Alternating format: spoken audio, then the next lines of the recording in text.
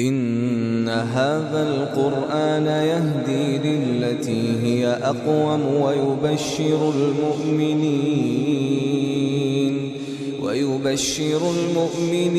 الذين يعملون الصالحات أن لهم أجرا كبيرا